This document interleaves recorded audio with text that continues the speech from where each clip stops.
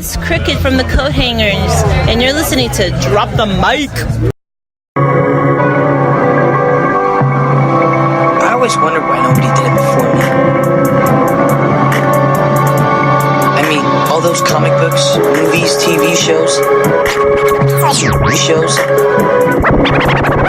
think the one eccentric loner would have made himself a costume.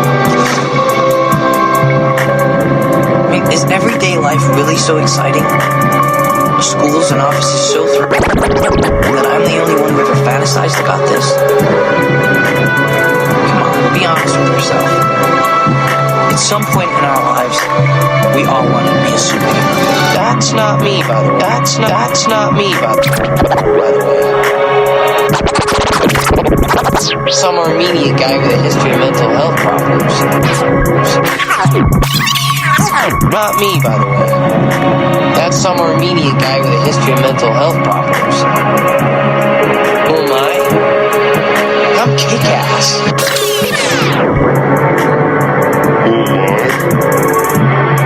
I'm kick-ass.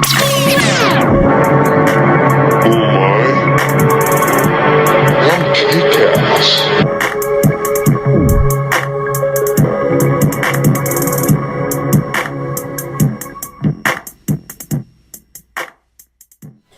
Alright guys, welcome back to another episode of Drop the Mic. Yeah. This is episode 40 and we're dubbing this one Street Justice. Ooh, nice. I like it. As usual, we are your hosts, the Swan, and James Warney, as always. in the house once again. Tonight we will be reviewing the 2010 flick Kick-Ass. But first, let's have James kick us off with some pop culture news. Oh, yeah. And now for a special news report. Brought to you by Drop the Mic. Oh, yeah. That's nice. I love it. Alright, so any fans of Cloverfield or 10 Cloverfield Lane, the third movie in this franchise, was originally slated to drop February 2nd of 2018. Okay. But it was pushed back to April. A lot of people thought this was already going to happen just because February is a month away, and there has been no type of promotions for any type of marketing. Mm-hmm. And there has been a lot of rewrites and reshoots for this, so that is part of the reason why.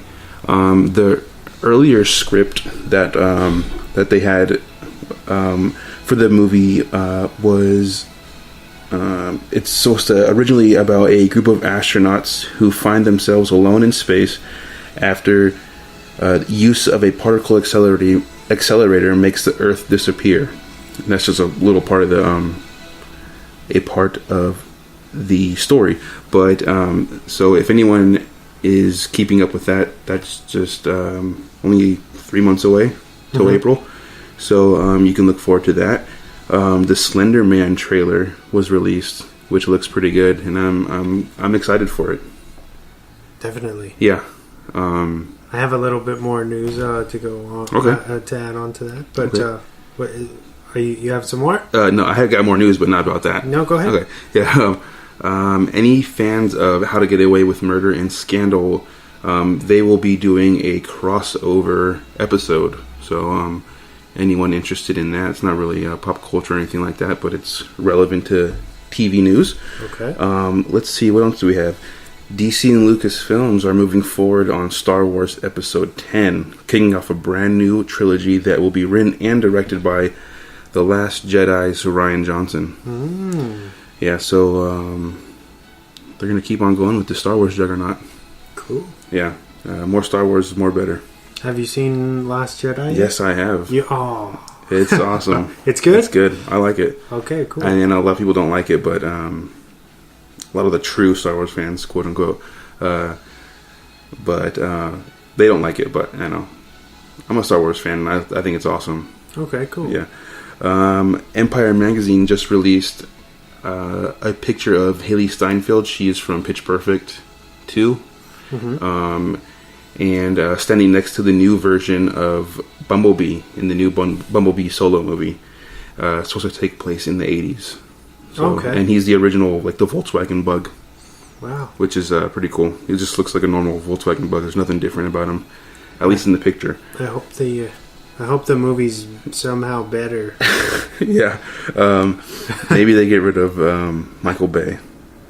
Maybe that'll make it better. Let's see what else we got. Oh, the movie Bright is getting a sequel. I read that too. Yeah, and even though critics hated the movie, I don't know, man. Did you watch it? I saw it. Yeah, I watched it twice already. It's good. And I right? love it. Yeah, it's an awesome movie. Great. And that's the overwhelming support from fans and audiences. What's keeping this movie alive and getting its sequel. So they're already moving ahead. They're writing the story as we speak right now. Very cool. So that's pretty cool. Let's see. That's all I have for that. For the news. I don't know what you got. So Stephen Dorff has just been added to the new True Detective Season 3. Ooh, nice. It is said that he will play Roland West, an Arkansas state investigator who has his life altered by a single crime over the course of 3 decades. Ooh. Yeah, I guess that's the thing with this new season. It's supposed to, take place over so many years. Oh, okay. And it's kind of following these the core characters through these different periods of in time. Okay, so it kind of jumps around a little bit. Yeah, That's cool. sounds pretty interesting. Yeah. I still don't know how they're ever going to top the season 1. I don't know if you've seen it yet. I haven't seen season 1. I've seen a little bit of season 2. Yeah, with you got to go back and watch season 1 with Matthew McConaughey and Woody Harrelson. Some of the best television I've ever watched. Ever, yeah. Okay. Of anything. Yeah, so check that out. They kind of killed themselves with trying to Top it, yeah. top something that's flawless. That's all I have to say about that. Other than Stephen Dorff's cool, I think that'll be cool to see where he takes that role. Yeah. And then moving on, Super Dark Times, which was a wreck a few episodes back, I think. I remember. I had told everyone to watch it. It's now on Netflix. Oh, nice. So now everybody can watch it. No excuses.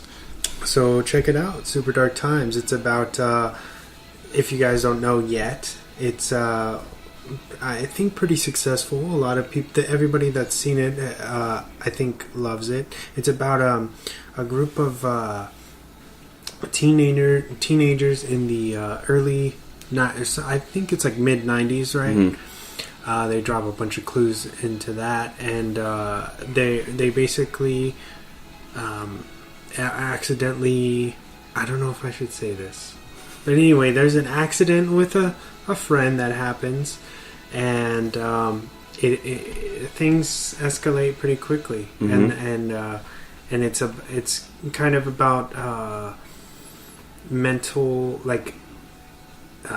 illness and paranoia, and I feel like how parents can be very clueless as to the life that their kids are really living. Yeah. And we've both been there. Oh, you yeah. know, it's kind of a natural thing, but at the same time, these kids are a little bit darker, which is I guess why they call it Super Dark Times. Yeah.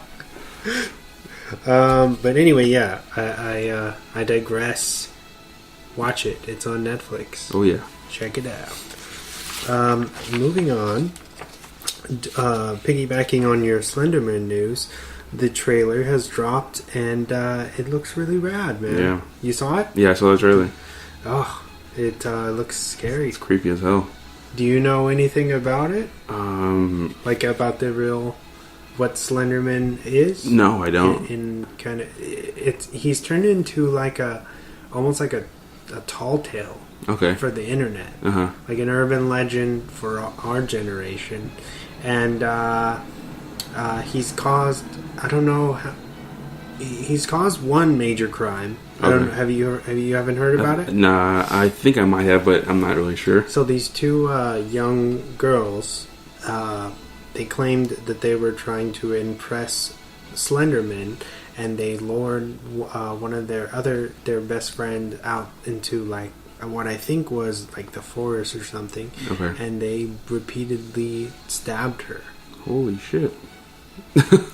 Wow. Yeah. That's a real thing. And they said that... Then they said that they were, trying to impress him. Uh-huh. Oh, that's pretty creepy. Yeah.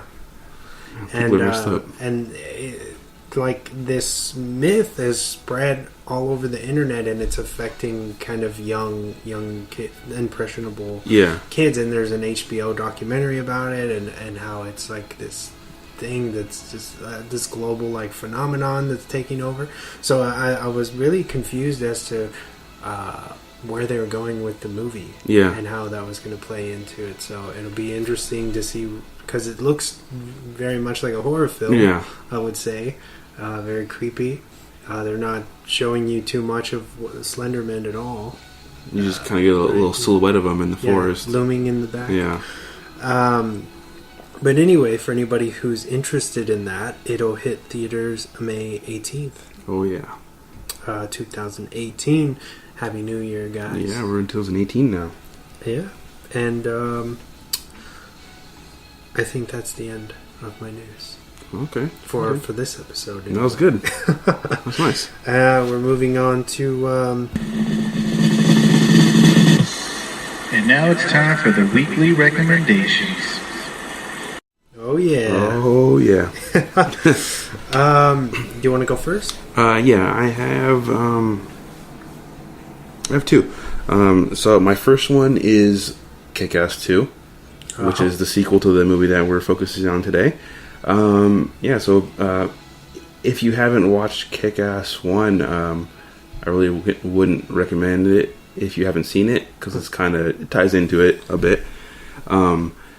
Basically, Red Mist is getting revenge on Kick-Ass throughout the whole movie, and it's you get a huge group of new superheroes that are kind of taking Kick-Ass's lead after he retires from the game. A whole bunch of new superheroes on both sides. Yes, right? Like you get a bunch of good vigilantes, and you get a bunch of bad villains.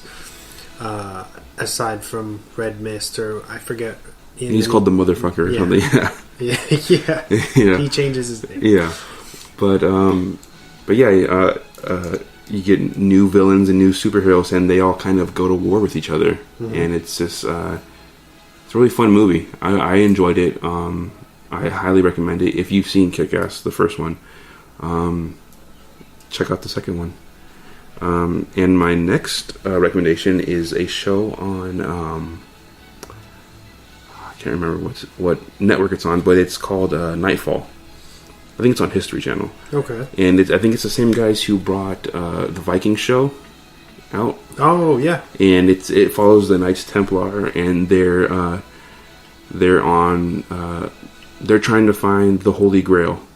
Basically, is what it's getting down to, and you just follow them along throughout their journey. Okay. Of them trying to find it, and they run into a whole bunch of like groups of assassins and other things like that, which is it's pretty cool. And I like learning, not really learning, but just watching movies and shows and stuff about history, and that's loosely based on history that happened.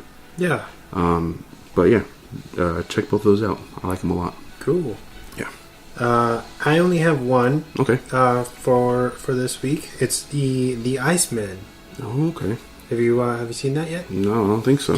It was released in 2013. It's rated R. It's considered a crime drama. It runs at 1 hour and 46 minutes. It's got a 67 on Rotten. It stars Michael Shannon, Winona Ryder, and Chris Evans. Oh, okay. It basically chronicles the life of real-life hitman Richard Kuklinski as he tries to juggle a family along with his dark profession. Oh, nice. Sounds pretty good. Yeah, it's definitely a great movie, a great kind of mafia movie. Okay. That's really kind of underrated for what it is. It's got some top tier performances, especially Michael Shannon. We already know, we all know he's crazy. Yeah. where he's